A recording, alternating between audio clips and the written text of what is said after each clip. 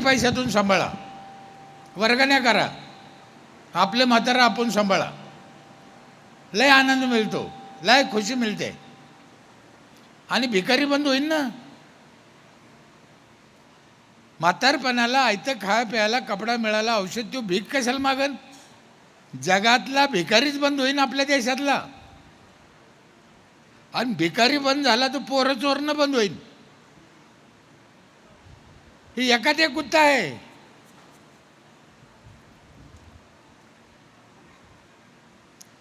हे काम करताना आम्ही तोच विचार केला. सर जसं सांगितलं की गावाचं काम लय अवघड आहे, मला मान्य आहे ते काम लय अवघड आहे. इतकं अवघड आहे का त्याचं मापच नाही. ही गोष्ट खरी आहे. पण एक शब्द सांगतो, ध्यानात ठेवा, गावातले लोक लय हलकट आहे. नीट ऐका, गावातले लोक लय हलकट आहे. गावातले लोक 100% बदमाश आहे. आणि त्याच्यातून तू सरपंच व्हायले, तू कसा असशील रे?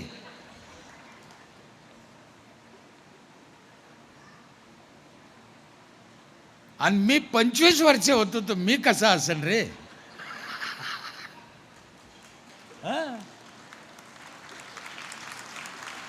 आहे ते आहे. अतिशय बदमाश आहे मी, अतिशय बदमाश. जेवढा वरून काळा आहे त्याच्या 10 पट काळा पोटात आहे मी. तुम्हाला काही गोष्टी सांगतो मी कसं काम केलं. माझ्या गावचा 5 मिनिटात इतिहास आणि माझ्या कामाची पद्धत सांगतो ना, आठवितो. 4000 लोकसंख्येचं गाव, 800 घरं, एका घराला 5000 रुपये टॅक्स आहे. 40 लाख रुपये टॅक्स जमा होतो माझा. 800 कुटुंब, सरासरी 5000 रुपये टॅक्स. इतर महाराष्ट्रात सरासरी 1000 रुपये टॅक्स आहे. कधी तुम्ही सुधरूच शकत नाही.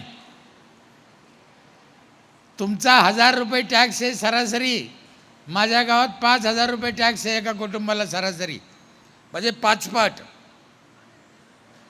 आणि हा 10 वर्षापूर्वी लावलेला आहे आम्ही. 40 लाख रुपये जमा होते. वर्षाचा खर्च आहे माझा 32 लाख. 8 लाख माझ्या पंचायतला नफा आहे. शासनाचा याच्यात काही संबंध नाही. पूर्वी शासन पैसे देत नव्हतं, पण आता 15 वित्त आयोगाचा पैसा येतो. आमच्या काळात येत नव्हता. 15 वित्त आयोग किती येतो? नीट ऐका, पुरावो. 1000 लोकसंख्येला 10 लाख रुपये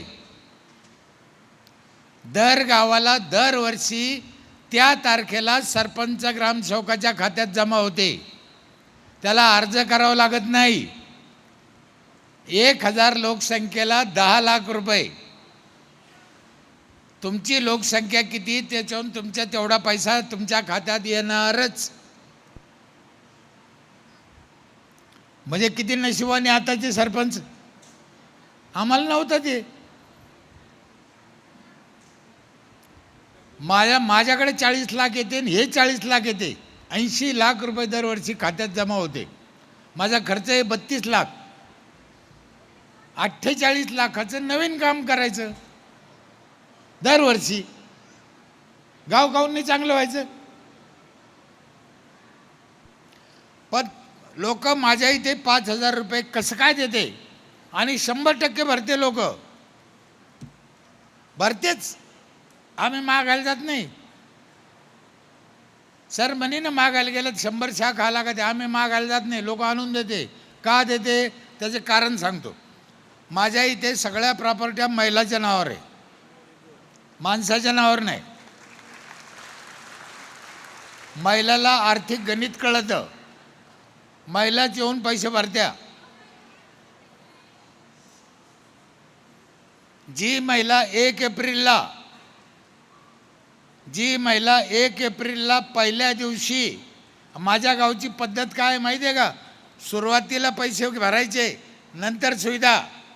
गावगाव कसं आहे, वर्ष संपल्यावर पैसे भरायचे. हे समजून घ्या. सगळं उलटच आहे बाहेर.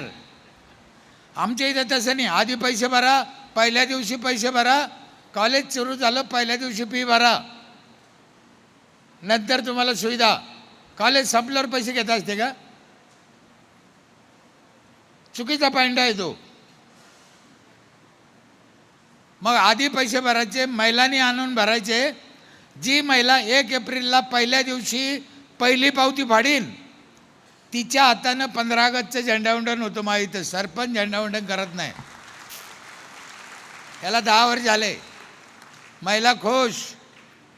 सरपंच तिला घेऊन जातो झेंड्यापाशी, एक साडी चोळी घेतो तिला, तिची पूजा करतो. ताई तुमचा मान आहे, तुम्ही झेंडावंदन करा. 4 महिलाच्या हाताने 4 झेंडावंदन. 15 ऑगस्ट, 26 जानेवारी, 1 मे, 17 सप्टेंबर. महिला खुश. मार्च महिन्यात पैसे घेऊन फिरते बाय. कुठे आहे ग्रामसेवक? कुठे आहे ग्रामसेवक? मान मिळतो ना, का नाही द्यायचा? आपल्या गावच्या महिलेला मान द्यायला बिघडलं कुठं? आणि नुसता मान नाही आहे, सुविधा पण तशाच आहे. माझ्या इथे 4 नळातून पाणी येतं एका घराला. 1 नळातून नाही. तुमच्यापैकी माझं गाव कोणी पाहिलं? 1. अजून तुम्ही तिकडे बघितला? कधीतरी आला योग तर या. 4 नळातून पाणी येते, एका नळातून नाही. धुण्या भांड्याचा नळ वेगळा. 20 वर्ष झाले 1 मिनिट नळ बंद नाही. 1 मिनिट बंद नाही. जायकवाडी धरणावर आणलेलं पाणी 3ऱ्या मजल्यावर जातं, बगर मोटरचं. लाईट लागत नाही. 24 तास बाईनं खाली नाही यायचं, पाण्यानं वर जायचं. 3रं पाणी आहे 20 लिटर ह्या क्वालिटीचं पाणी एका घराला रोज. या क्वालिटीचं म्हणतो मी. रोज 20 लिटर एका घराला. कोणत्याच पाण्याला पैसे लागत नाही. 20 लिटर केवढ्याला येतं साधारण? हां बोला बोला. 20 लिटर केवढ्याला? 20 रुपये. 20 महिन्याचे 600, वर्षाचे 7200. कळतंय का? आम्ही घेतले किती? 5000. हां, उगाच बलीत नाही लोक मला. आणि 4थं पाणी आहे माझ्या इथे. जसं तुमच्या कॉलेजच्या पोरीला आहे तसं अख्ख्या गावाला सकाळी आंघोळीला गरम पाणी येतं नळाला. बाईनं चुलीवर तापायचं नाही, वीज चोरायची नाही.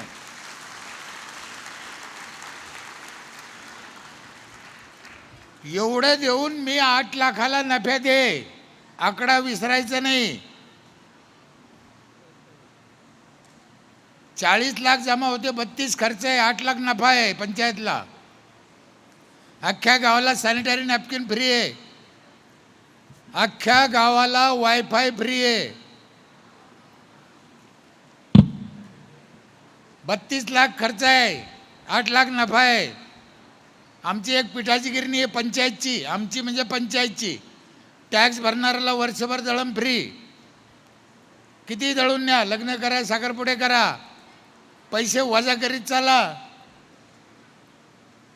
शेती करायला ट्रॅक्टर आहे मोठा महिंद्राचा. 25% शेतकऱ्याला सबसिडी आहे. 12,000 रुपये बिल झालं नांगरायचं तर 3,000 रुपये त्याला माफ करतो, 9,000 घेतो. शेतकऱ्याला शेती करायला सबसिडी देणारी पहिली पंचायत आहे भारतातली.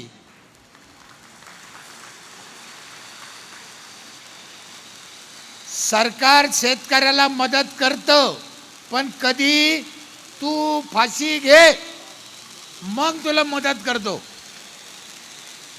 तो जगला पाहिजे याच्यासाठी मदत करा.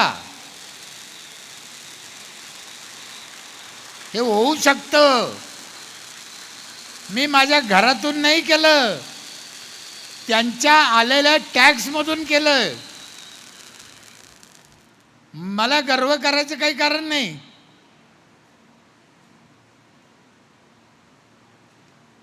तुम्हाला जसं म्हणलो बाहेरचं खाऊ नका, मग आम्ही विचार केला बाहेरचं खाऊ नाही, मग महिलांनी काय करावं? मग आम्ही शेवाया पापड करणं मसनी घेतल्या, मसाला करायचा, हळद कुटायची, धने पावडर कुटायची, मिरची कुटायची, डाळी करायच्या, गोड तेल करायचं, उसाचा रस काढायचा, बटाटा चिप्स करायचा, बटाटा चिवडा, हे 10-12 मसनी पंचायतमध्ये वर्षभर फुकट. बाया 50-50, 25-25 क्विंटलच्या बटाटा चिप्स करत्या फुकट. डब्याचे डबे भरून ठेवत्या, पोराला पाहिजे तेव्हा खायला देता. तिने भेसळ नाही खायचं, तिने दुकानातलं नाही खायचं, मग पर्याय काय द्या ना. खूप गोष्टी अशा, खूप. 40 म्हाताऱ्याला जेवण काय पाहिजे, हे होऊ शकतं, याच्यात काही अवघड नाही आहे. 40 CCTV कॅमेरे माझ्या गावात, आज नाही 15 वर्षापूर्वी लावले. अख्खं गाव दिसतं. बाई घराच्या बाहेर निघली पहिले पदर घेते, नाही तर त्या मेल्याला ऑफिसात दिसतं. जेवढे सरकारी कर्मचारी आहे सगळ्याला थंब. एका गावाला मिनिमम 30 कर्मचारी असते, 30. 50,000 पगार धरला तर सरकार पगार किती देतं त्याला, कोणासाठी देतं, आम्हाला त्याचे आडनाव माहीत नाही. काय करेन सरकार? सरकारच्या अनेक गोष्टी चांगल्या आहे, आम्ही वाईटावरच बोट ठेवतो. सरकार काय उपकार नाही करीत आपल्यावर, पण जे चांगलं आहे त्याचा तर फायदा घ्या, जे वाईट आहे ते जाऊन द्या, नंतर पाहू. किती योजना आहे सरकारच्या.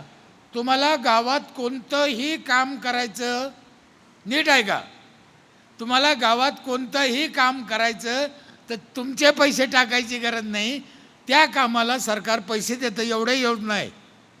काय बी करा तुम्ही, मग तुम्हाला पैसे कुठे लागत आहे.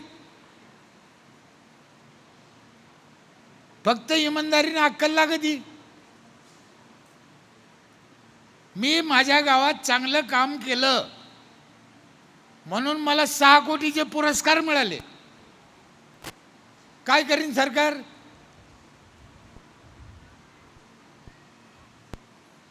तुम्हाला विश्वास बसणार नाही, रस्त्याच्या कडेला गावात शेतात आम्ही नारळाची झाडं लावले. 2.5 लाख नारळ निघाले यावर्षी, 2.5 लाख. आम्ही विकले नाही, गावाने फोडून खाल्ले. विकायचे नाही, आम्ही ठरवून टाकलं विकायचे नाही, तुम्ही खा. मी लोकांना सांगतो ना, फळाचे झाडं लावा, फळाचे झाडं लावा. लोक मला काय शिकिते, साहेब रस्त्याला फळाचे झाडं लावले तर पोरं ठेवायचे नाही. आता हे जालना औरंगाबाद रोड आहे, देन करा, याच्या दोन्ही बाजूंना जर फळं असले तर काय बिघडन, सरकारचं काय बिघडन, लावा ना. ते म्हणजे पोरं खातेन. अरे खाऊन द्या ना भाडवे, हो तुमचं काय बापाचं गेलं. पोरं खातेन म्हणून आम्ही लाईत नाही. किती हलकट झाला माणूस. एक गोष्ट सांगू, राग नाही यायचा. इतका जर तुम्हाला पोरायचा राग आहे,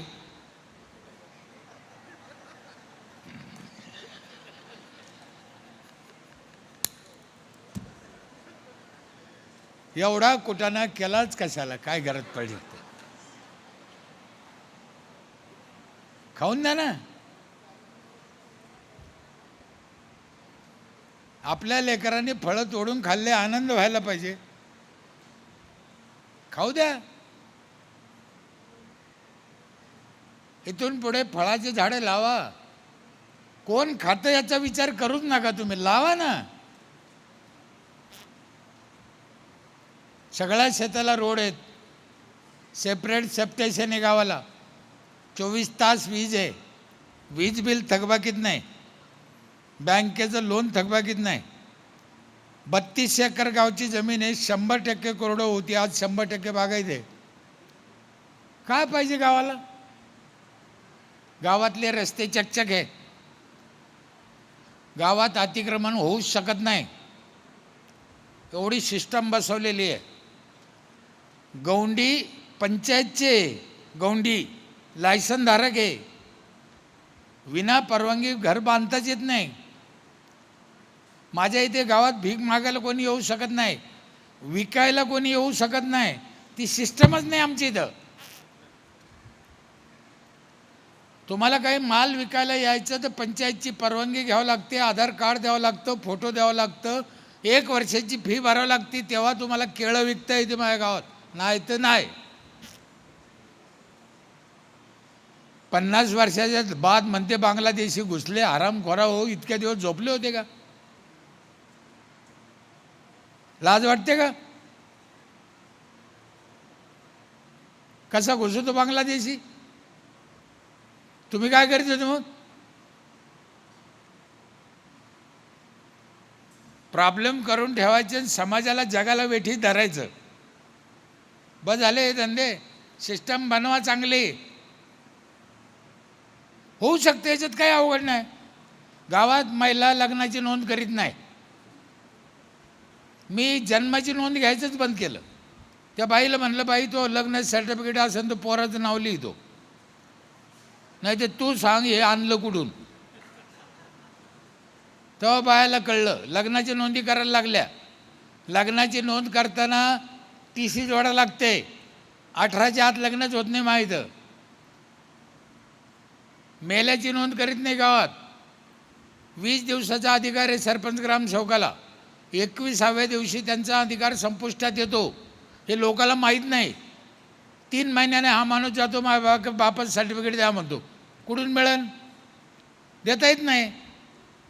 गावात प्रॉब्लेम होतो, वाद होतो. तो म्हणतो सरपंच मुद्दाम देत नाही, त्याचा अधिकारच राहत नाही. आम्ही काय केलं, जर म्हातारं मेलं आणि याने जर अर्ज दिला त्या दिवशी की मला स्मशानभूमीत अंत्यविधीची परवानगी द्या, आम्ही परवानगी देऊन टाकायची आणि त्या परवानगीबद्दल बरोबर त्याला नगदी 3000 रुपये द्यायचे.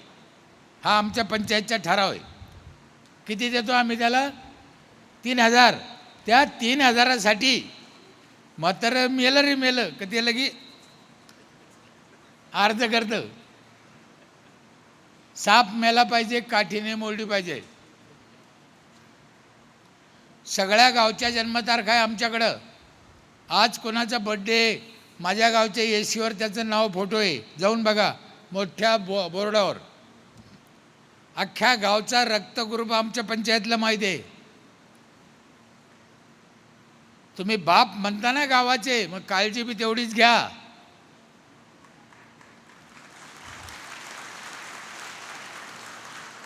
सरपंच ग्रामपंचायत ही जागा अशी आहे,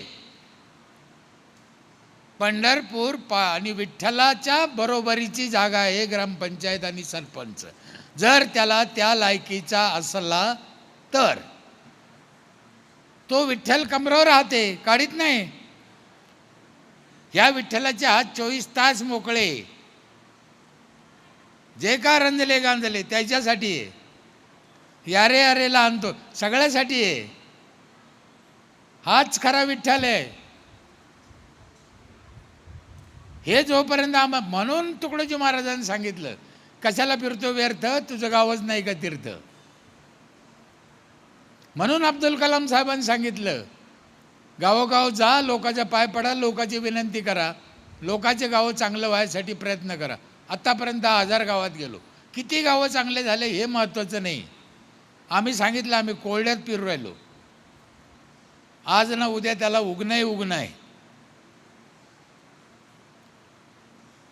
तुम्हाला शेवटचं एक वाक्य विचारतो आणि माझं आटपितोय. खूप वाजले, अरे बा 12:40 झाले. आपण महात्मा गांधीची जयंती कधी साजरी करतो? 2 ऑक्टोबर. डॉक्टर बाबासाहेब आंबेडकरांची, वा. छत्रपती शिवाजी महाराजांची, वा. पोरं लय हुशार आहे ना. आणि आपल्या आज्याची,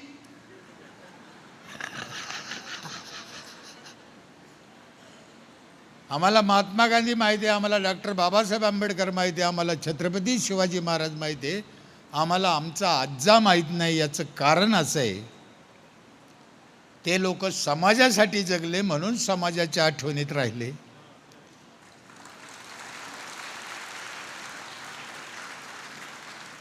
आमच्या आज्यानं ग्रामपंचायतचा टॅक्स बुडीला, आमच्या आज्यानं पोराची शाळाची फी नाही भरली, आमच्या आज्यानं कचरा दुसऱ्याच्या दारात नेऊन टाकला, आमच्या आज्यानं नळाला तोटी नाही लावली.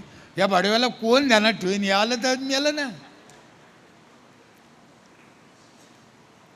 मग आता तुम्ही ठरवायचं की आपण कसं वागायचं. का दुसऱ्याच्या दारात कचरा टाकता?